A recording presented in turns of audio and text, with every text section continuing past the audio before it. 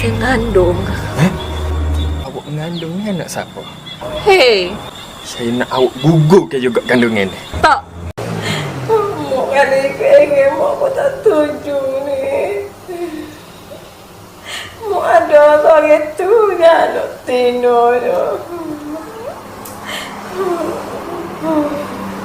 Dulu lalu adik nasihat ke kamu. Loh. Ni, tengok. Pukul sebelah dah. Tak balik-balik lagi. Mana gila. Aku nak ikat jadi nak kutu.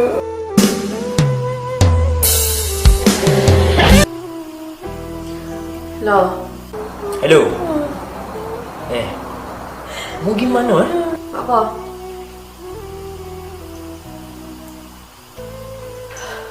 Aku tak pergi mana pula. Aku duduk rumah saya aku. Mu tahu dok, mu tak nak Tino. Sekarang ni pukul sebelah dah. Aku balik. Sibuk.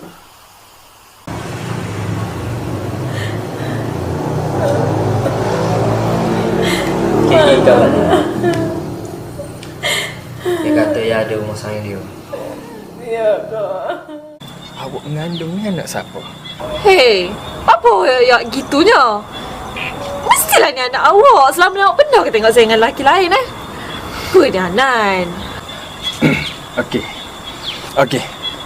Kalau betul lah ni anak saya nak awak gugurkan juga kandungan ni. Tak. Apa-apa jadi pun, saya tak akan gugurkan anak ni. Anan, saya rasa inilah masa sesuai untuk kita nikah, kita jaga anak ni. Nak nikah guano. Saya masih muda lagi, awak tahu dok. Saya tak puas lagi nak enjoy. Oh, time dulu mu dengan aku mu tak fikir pula mu muda Bila dah jadi gini, bila dah mengandung, mana ada patahnya gini lah. Aku tak kira.